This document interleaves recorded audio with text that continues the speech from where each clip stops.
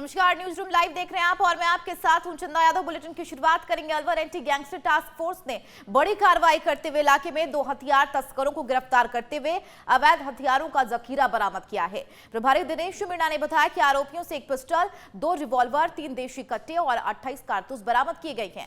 जानकारी के मुताबिक आरोपी स्थानीय गैंग को हथियार डिलीवर करने निकले थे, जिन्हें गुप्त सूचना के आधार पर पुलिस ने गिरफ्तार कर लिया। फिलहाल आरोपियों से पूछताछ जारी है।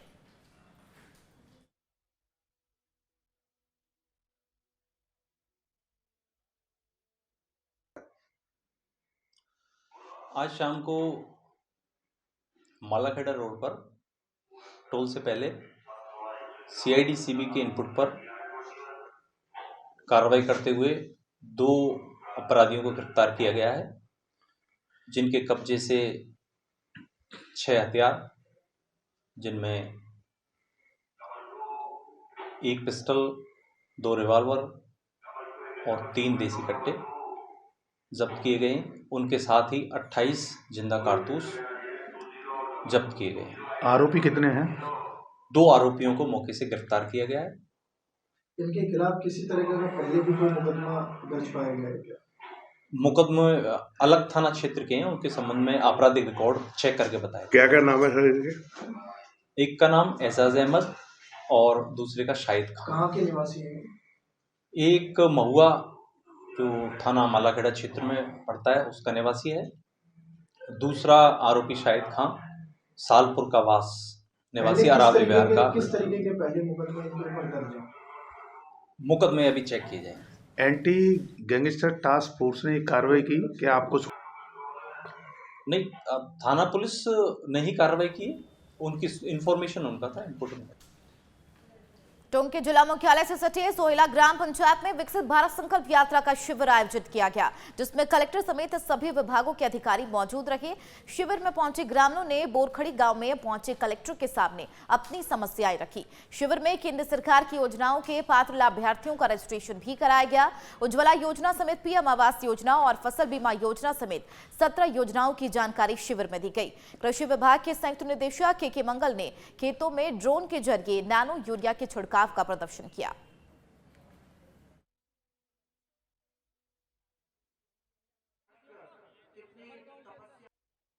ये पानी की हमारे 3 साल से पानी की समस्या थी, तो जैसे एमएलए साहब ये सब आचार संहिता से पहले भाई पानी की समस्या के लिए मैंने बोला, तो आईएन ने पीएचडी वालों ने बोला कि हमें बोर करवा दो, हमारे पास फंड नहीं है या आगे से सेंक्शन नहीं है ये, तो हम मोटर डाल के आपके गांव में पानी चालू कर देंगे।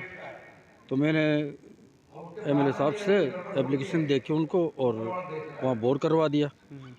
तो 2 महीने हो गए कि लगभग मोटर डाल दी इन्होंने, लेकिन आध दिन तक पानी नहीं है। अभी ये डेली बोले कल अभी बोले साहब हमारे पास सामान अवेलेबल नहीं है, और तो हम क्या करें कि ना बोर आपने करवा दिया, तो हमारी मोटर डाल रखी हमने। ये सबसे बड़ी गलती ये कर दी। कहाँ से लाया? हमारे पास नहीं, बजट ही नहीं है। हम बैंड सब कहाँ से लेके आए आपको सामान? तो मैंने ये बोल दिया मैं कि साहब अगर आपकी बस की बात नहीं तो हम आपकी मोटर बाहर निकालो, हम हैंडपम्प से काम चला लेंगे। हम 3 किलोमीटर से पानी लेके आते सब पूरे गांव वाले। आज क्या अवगत करवाया कलेक्टर महोदय को और क्या आश्वासन रहा? कलेक्टर साहब ने तो बोल दिया अगर जो कल तक पानी नहीं आए तो आप ऑन ड्यूटी सस्पेंड हो जाओगे।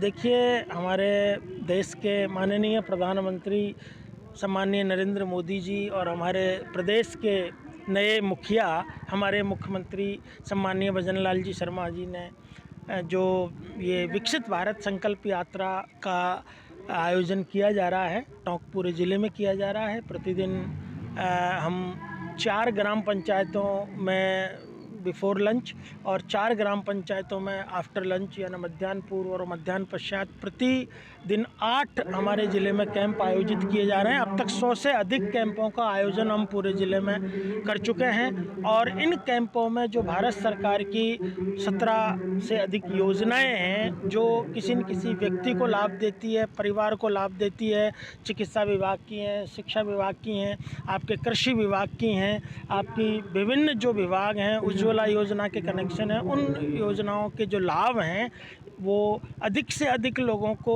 लाभों को पहुंचाया जाए और कोई भी व्यक्ति अपने किसी भी योजना की पात्रता यदि रखता है तो वो लाभ से वंचित ना रहे, ये हम सुनिश्चित कर रहे हैं। 100% योजनाओं में सैचुरेशन लाने की हम कोशिश कर रहे हैं। टोंक में जयपुर कोटा नेशनल हाईवे पर भीषण हादसा हो गया, जिसमें 2 सवारियों की मौत हो गई।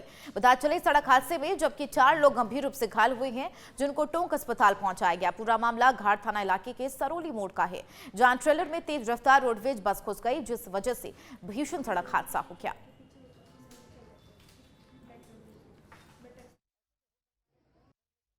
ये जो बस थी अपने राजस्थान परिवहन निगम की, जो कोटा से जयपुर की तरफ जा रही थी, और ये साइड में जो ट्रक है इसके पीछे से इसमें घुसी है। इसमें अभी मौके पर 2 की कैजुअलिटी हुई है और 4 आदमी ज़्यादा सीरियस हैं, जिनको टोंक रेफर किया गया है, और 10-11 आदमी अभी दूनी हॉस्पिटल में जेरी इलाज है।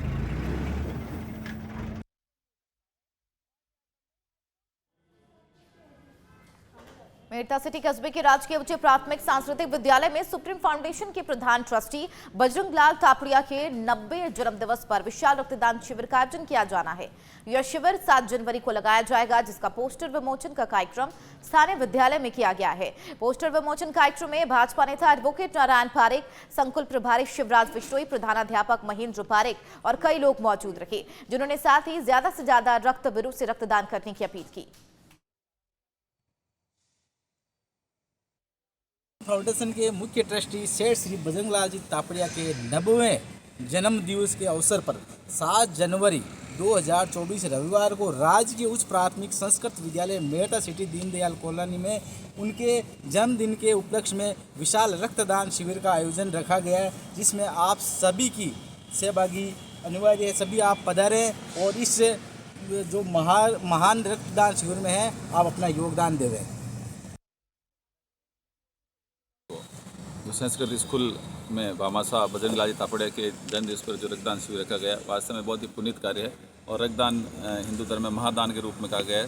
तो 7 तारीख को अधिक से अधिक संख्या में सारे कार्यकर्ता यहाँ रक्तदान शिविर करेंगे और मैं इनको ये बधाई देता हूँ कि इसे पुनीत कार्यों में संस्कृत स्कूल का पूरा स्टाफ और तापड़िया जी की पूरे परिवार को मैं हार्दिक बधाई देता हूँ कि अपने जन्म से अवसर पर इस तरह के पुनीत कार्य करके एक समाज में अच्छा मैसेज देने की उनका उद्देश्य से कार्य किया जाए।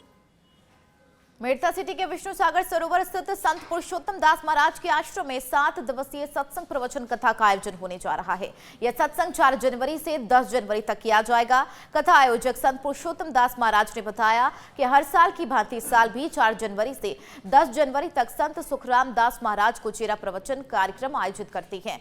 कथा में क्षेत्र के सभी संत जन भाग लेंगे और भोजन प्रसादी के साथ हर रोज संध्या आरती और महाप्रसादी महाआरती का आयोजन भी किया जाएगा। 4 जनवरी से 10 जनवरी 7 दिवसीय सत्संग का प्रोग्राम कथा रखा गया है। उसमें लोकप्रिय संत श्री सुखदेव जी महाराज, श्री 108 श्री रामनिवास जी महाराज पौधाम के सानिध्य में इस 7 दिन 7 दिवसीय सत्संग का हर साल की भांति से प्रोग्राम चल रहा है। 4 जनवरी 10 जनवरी विकसित भारत संकल्प यात्रा शिविर में मुख्य अतिथि बेगू विधायक डॉक्टर सुरेश धाकड़ का मंडेसरा में जोरदार स्वागत किया गया। विधायक ने संबोधित करते हुए कहा कि मूलभूत सुविधाएं उपलब्ध करने और मंडेसरा में जल्द ही जीएसएस तैयार कर जल्द ही क्षेत्र में बिजली की समस्या को दूर किया जाएगा। इस दौरान शिविर में स्कूल छात्र छात्राओं ने स्वागत गान, समूह नृत्य और सांस्कृतिक कार्यक्रम की प्रस्तुति दी। शिविर में ग्रामीणों को एलईडी वैन से केंद्र सरकार की जन कल्याणकारी योजनाओं की जानकारी दी गई। साथ ही क्षेत्र की प्रतिभावान छात्र छात्राओं और लाभार्थियों को सम्मानित किया गया।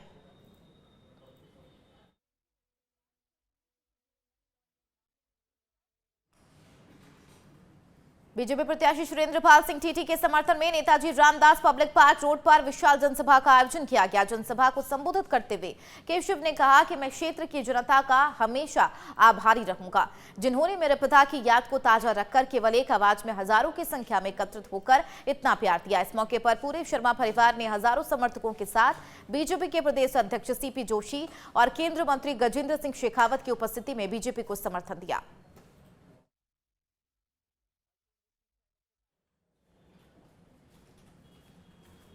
उधर श्रीगंगानगर जिले के करणपुर विधानसभा सीट पर चुनाव प्रचार तेज हो गया है। परसों विधानसभा क्षेत्र में मतदान होने जा रहा है। चुनाव प्रचार के आखिरी दिन बीजेपी के प्रदेश अध्यक्ष सीपी जोशी ने प्रेस कॉन्फ्रेंस कर बीजेपी की जीत का दावा किया। उन्होंने कांग्रेस पर निशाना साधते हुए कहा कि झूठी घोषणा और झूठे वादे करने वाली कांग्रेस की जनता ने सबक सिखा दिया है। उन्होंने कहा कि अब प्रदेश में डबल इंजन की सरकार बनी है और इस सरकार के मुख्यमंत्री भजन लाल शर्मा के नेतृत्व में राजस्थान भयमुक्त, भ्रष्टाचार मुक्त, गतिशील, विकसित, स्वच्छ, सुंदर और सुदृढ़ राजस्थान बनेगा। और अपने पार्टी की तरफ देखना चाहिए। भारतीय जनता पार्टी की तरफ नहीं है कि दिल्ली हम चलाते हैं, हाईकमान को हम चलाते हैं और सारी व्यवस्था हम करते हैं। यहाँ शीर्ष नेतृत्व है, उनके मार्गदर्शन में ये सच्चाई है कि माननीय मुख्यमंत्री जी को एक क्षेत्राधिकार है, लेकिन मार्गदर्शन लेकर सारा काम किया जाता है। इनकी पार्टी में नहीं होगा इस प्रकार का, लेकिन यहाँ पार्टी के प्रदेश इकाई से लेकर और शीर्ष नेतृत्व तक से चर्चा करके सारा काम होता है। लेकिन डोटासरा जी, मैं आपको इतना निवेदन करना चाहता हूँ कि आपकी पार्टी को अपने गिरबान में देखना चाहिए, न कि भारतीय जनता पार्टी। भारतीय जनता पार्टी एक अनुशासित पार्टी है, जहां अपना एक कैडर है, जहां अपनी एक व्यवस्था है और एक आंतरिक लोकतंत्र है। कांग्रेस पार्टी को अपना परिवार को देखने की आवश्यकता है। एक सर बढ़ेंगे आगे। अलवर में चोरों के हौसले इतने बुलंद हो चुके हैं कि चोरी की वारदातें दिन पर दिन बढ़ती ही जा रही है। पूर्व पार्षद पूरन खंडेलवाल ने बताया कि 27 दिसंबर को वे हर रोज की दुकान बंद करके गए थे, तभी उनके स्कूटर के बैग में रखे करीब 50,000 रुपए अज्ञात युवक लेकर फरार हो गए। इसकी सूचना उन्होंने कोतवाली थाने पुलिस को दी, लेकिन पुलिस ने फिर भी मामला दर्ज नहीं किया। पीड़ित की ओर से जब पुलिस पर ज्यादा दबाव डाला गया तो एक हफ्ते बाद पुलिस इस मामले में केस दर्ज कर कार्रवाई शुरू की। घटना ये होगी, दुकान 27 तारीख को शाम को दुकान बढ़ाने के बाद मैं गणेश मंदिर चूड़ी मार्केट में गया।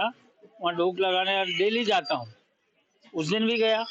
आम दिन की तरह मैंने स्कूटर जैसे ही खड़ा किया और खड़ा करने के बाद में मैंने जैसे ढोक लगा के पलटा तो उसमें से मेरा जो बैग था वो उसमें पैसे का बैग नहीं मिला। थैले में रखा हुआ था, वो थैला मौजूद था लेकिन बैग गायब। अब ये घटना 27 तारीख को शाम को हुई। वहाँ मैं कोतवाली गया, पुलिस की वहाँ से आई जांच करने के लिए। 28 तारीख को मैं सुबह उनको एप्लीकेशन दे आया था। उसके बाद मैं 2 तारीख को जब गया तो जानकारी वहाँ मिली कि अभी आपकी दर्ज नहीं हुई है। दूसरी एप्लीकेशन दी मैंने और उस पर मेरी कार्रवाई उन्होंने, अब क्या करते हैं वो आज की बात है। लेकिन पुलिस अधीक्षक महोदय से मेरा तो यही निवेदन है, यदि पीड़ित व्यक्ति को 8-8 दिन बाद यदि उनकी एफआईआर दर्ज होगी तो काम कैसे चले। उस व्यक्ति को तो चांस और मिलता है, वो दूसरी जगह ये घटना करेगा। सीसी फुटेज के वहाँ से जो थे हमको उस टाइम उपलब्ध हुए, उसमें से उनको दे दिए गए थे उसी टाइम। उसके बाद इतने दिन तक कार्रवाई नहीं होने का कारण समझ में नहीं आता। टोंक स्थित उनियारा के राजकीय चिकित्सालय का बीजेपी नेता विजय बांसला ने औचक निरीक्षण किया है और सभी रजिस्ट्रों, ओपीडी, मेडिसिन डिपार्टमेंट को चेक का जायजा लिया और अधिकारियों को आवश्यक सुविधाएं उपलब्ध कराने के निर्देश दिए हैं। वहीं डिजिटल एक्सरे मशीन का स्वास्थ्य विभाग के कर्मचारी इंदिरा वर्मा से उद्घाटन करवाया गया। इससे उनियारा और आसपास के गाँव के लोगों को डिजिटल एक्सरे की सुविधा उपलब्ध होगी। जयपुर में स्वच्छता पखवाड़े के दूसरे दिन सिविल लाइंस विधानसभा क्षेत्र में चल रहे अभियान के तहत जयपुर रेलवे स्टेशन पर महात्मा गांधी की प्रतिमा को साफ करते हुए स्वच्छता अभियान चलाया गया, जिसके तहत सिविल लाइंस विधायक गोपाल शर्मा सुबह सवेरे रेलवे स्टेशन पहुंच गए। इस मौके पर सांसद रामचरण बोहरा, महापौर मुनीश गुर्जर और रेलवे के अधिकारी मौजूद रहे। इस अभियान में सफाई कर्मियों के अलावा बीजेपी पार्षद, प्रत्याशी और बड़ी कार्यकर्ताओं ने साफ सफाई में हिस्सा लिया। गौरतलब है 5 से 7 जनवरी तक जयपुर में डीजी और आईजी पुलिस कॉन्फ्रेंस हो रही है, जिसमें प्रधानमंत्री नरेंद्र मोदी और मंत्री अमित शाह 6 और 7 जनवरी को 2 दिन के प्रवास पर रहेंगे।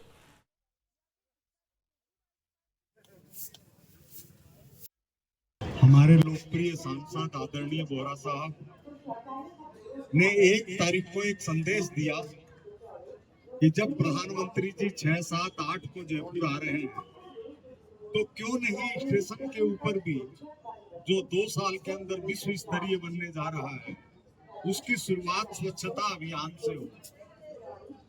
तो महाजनों ये इन गतः से पंथा, बड़े लोग तो प्रेरित ही करते हैं, इन्होंने प्रेरित किया और स्टेशन प्रशासन और हमारी लोकप्रिय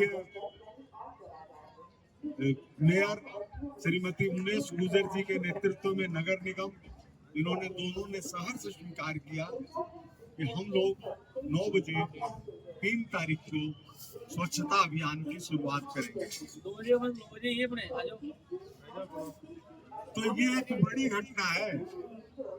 ये बड़ी घटना इसलिए है कि जब आप लोग फेसबुक पर पोस्ट करेंगे कि 3 तारीख को जयपुर के स्टेशन पर स्वच्छता अभियान की शुरुआत की गई, तो यह भारत की पहली घटना होने वाली है।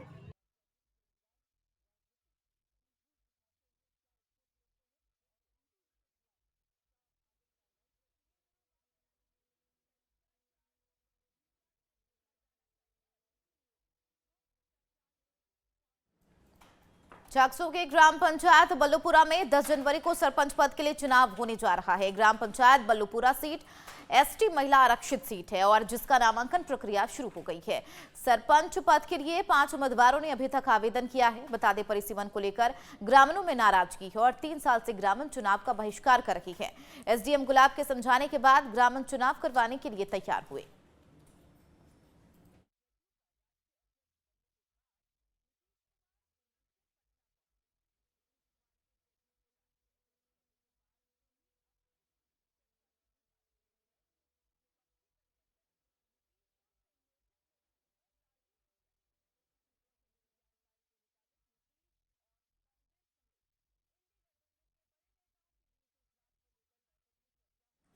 कड़ाके की ठंड का दौर जारी है। वहीं कड़ाके की ठंड के चलते शीतलहर का भी असर देखने को मिल रहा है, जिसके चलते किसान भी चिंतित और परेशान हैं। बढ़ती कड़ाके की ठंड और फसलों को ठंड से बचाने को लेकर कृषि विभाग समय समय पर किसानों को जागरूकता कार्यक्रम चलाई जाती है और इसी कड़ी में किसानों के साथ नवतेज टीवी भी कंधे से कंधा मिलाकर खड़ा है। किसानों की समस्याओं को शीतलहर के बचाव सहित अन्य विषयों को लेकर हमारे टोक संवाददाता कजोड़ गुर्जर ने कृषि विभाग के संयुक्त निदेशक के मंगल से खास बातचीत की।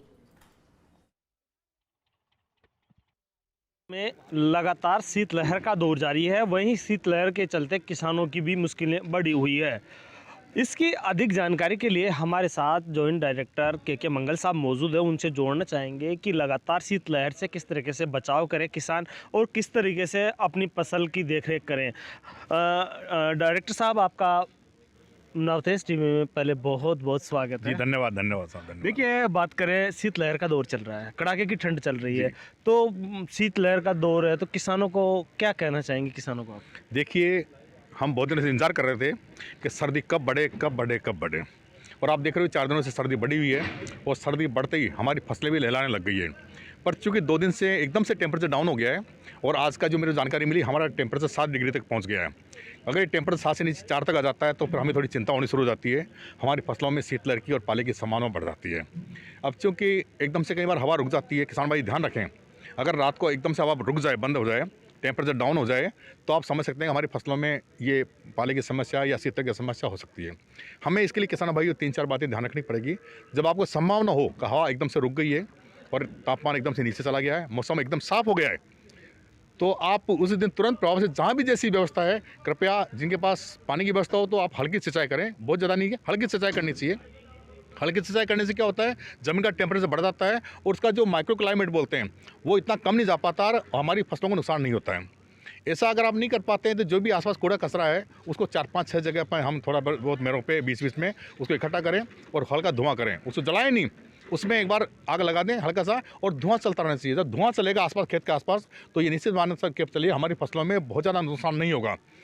इसके अलावा जो किसान भाई अफोर्ड कर सकते हैं, जिनके पास साधन उपलब्ध है, तो एक गंधक का तेजाब आता है सल्फ्यूरिक एसिड, उसका हम स्प्रे कर सकते हैं। उसको 0.1% का मतलब ये होता है कि आप 1 लीटर में 1 ml, 1 लीटर पानी और 1 ml आपका जो गंधक का तेजाब आता है उसके इधर से आप स्प्रे करें। और स्प्रे करने के लिए आप प्लास्टिक के टंके काम में लें। उसका अगर आप स्प्रे कर देते हैं, छिड़काव कर देते हैं, तो लगभग 15 दिन तक आपकी फसलों में ये जो आपका शीतलहर का या पाले का असर नहीं होता है।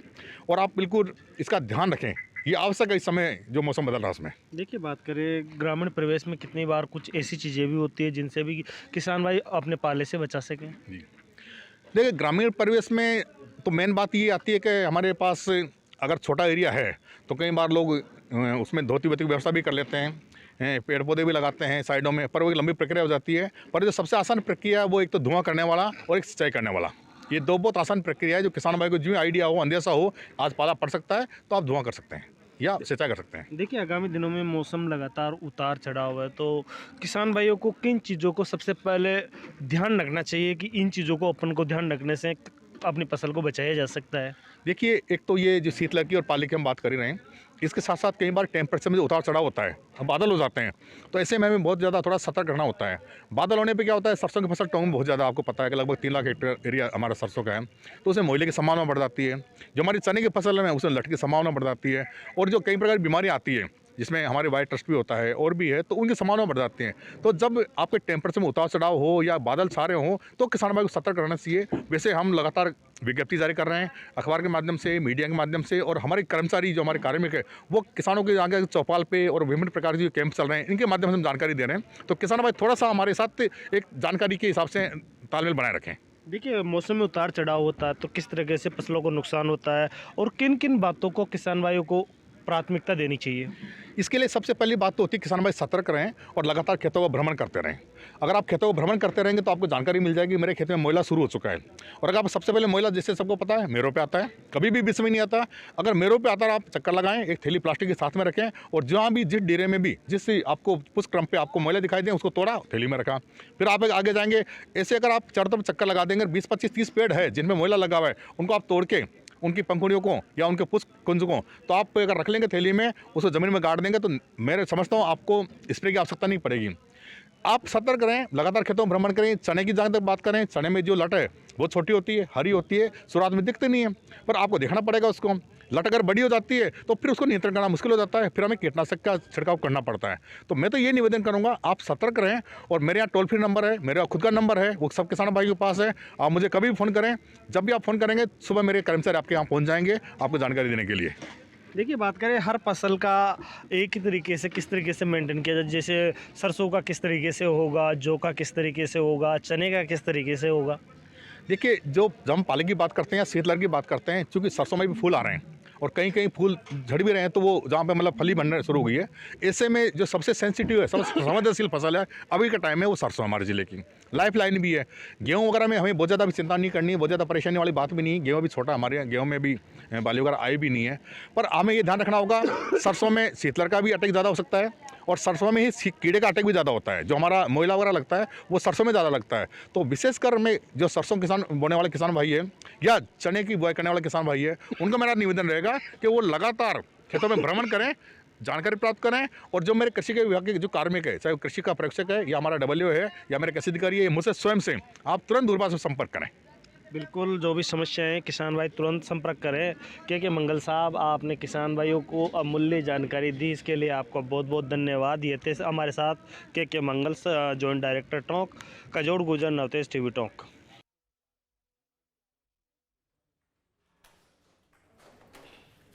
कड़ाके की ठंड और घने कोहरे के बीच हजारों पर्यटक बीकानेर पहुंच रही हैं। जहां एक और पर्यटकों को बीकानेर की तेज ठंड पसंद आ रही है, तो वहीं बीकानेर शहर के दर्शनीय स्थल पर लोग दूर दूर से पहुंच रहे। विश्व प्रसिद्ध देशनोक की करणी माता, गजनेर पैलेस झील, रामपुर या हवेलियां पर्यटकों के आकर्षण का केंद्र बना हुआ है और लोग यहां फोटोग्राफी करते हुए देखे जा रहे हैं। पर्यटन विभाग के उपनिदेशक अनिल राठौड़ ने बताया कि बीकानेर में 3000 से 4000 पर्यटक रोजाना आ रही है। उन्होंने बताया इसी महीने 12, 13 और 14 जनवरी को खेमल फेस्टिवल का आयोजन हो रहा है और इसलिए पर्यटक और भी ज्यादा बीकानेर पहुंचेंगे।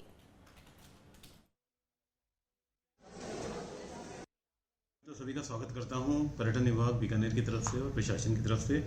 आप सभी को पता है क्योंकि अब बीकानेर में जो है टूरिस्ट बढ़ता जा रहा है। गत वर्ष की तुलना में गत वर्ष में लगभग 3,40,000 जो है इंडियन टूरिस्ट जो है पिछले साल आया था, बट इस साल 3,60,000 टूरिस्ट तो अभी हमारे नवंबर तक ही आ चुका है। और चूंकि अभी दिसंबर, जनवरी, फरवरी, मार्च 4 महीने का सीजन और है, तो हम उम्मीद ये करते हैं कि कम से कम 25% से ज़्यादा टूरिस्ट और हमारे बीकानेर में बढ़ेगा। प्लस नवंबर तक लगभग 7,500 जो है वो विदेशी पर्यटक भी आ चुके हैं और चूंकि अब आपको जैसा पता है कि इंटरनेशनल कैमल फेस्टिवल भी आने वाला है जो 12 से 14 जनवरी तक। पर्यटकों की बढ़ोतरी का कारण ये है कि लोगों को बीकानेर पसंद आ रहा है, और चूंकि बीकानेर में भी अब रेत के धोरे वगैरह ये सारे हमने पिछले साल से जब एक्सप्लोर करना शुरू करा तो लोगों को यहाँ भी डेजर्ट देखने को मिल रहा है, जो कि लोग दिल्ली से पहले जैसलमेर जाते थे पर्टिकुलर डेजर्ट के लिए, वही डेजर्ट इन लोगों को अब जो है हमारे यहाँ बीकानेर में भी मिल रहा है। प्लस हमारा जो डिपार्टमेंट है वो बहुत अग्रेसिव जो है पब्लिसिटी और वो कर रहा है, हमारा सोशल मीडिया के ऊपर बहुत इन्फ्लुएंसर यूट्यूबर्स वगैरह जो है बीकानेर के वीडियोस बनाते हैं, डालते हैं, लोग उनको देखते हैं और देखने के बाद यहाँ आकर्षित होते हैं। झालावाड़ के झालरापाटन में नए साल पर चोरों ने एक मकान में चोरी की वारदात को अंजाम दिया है। चोर 1.5 किलो चांदी, 2 तोला सोना और 1.25 लाख रुपए नकदी और लैपटॉप सहित करीब 3 लाख रुपए से ज्यादा का सामान लेकर फरार हो गए। परिवार नया साल मनाकर मथुरा से वापस लौटा तो घर में चोरी की घटना की जानकारी हुई, जिसके बाद पीड़ित ने पुलिस को सूचना दी। मौके पर पहुंची पुलिस आरोपियों की तलाश में जुट गई है।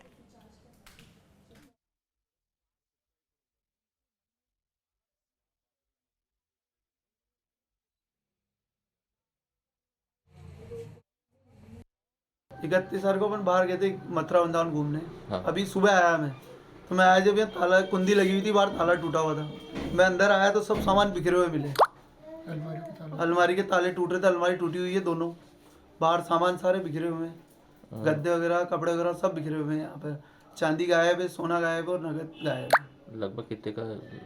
लगभग 3.5 लाख रुपये का माल है और लैपटॉप है, बच्चे का बैग है, वो भी लेंगे। हाँ वो भी लेगा। तो क्या पूरा मकान सुना था सभी लोग? बिल्कुल कोई भी नहीं था यहाँ पे, ताला लगा हुआ था। कब आप गए थे और कब आप? 31 को गया था मैं और अभी सुबह आई हूँ 5 बजे। तब पता चला? तब पता चला। क्या पुलिस को सूचना दे दी सुबह भी, आते ही सबसे पहले पुलिस को सूचना दी। अभी नहीं है पुलिस आके एक बार तो वीडियो बना लेगी, बाकी फिर अभी तक कोई नहीं। फिलहाल के लिए न्यूज रूम लाइव की खबरों में मेरे साथ इतना ही। बने रहिए नवतेज टीवी के साथ। नमस्कार।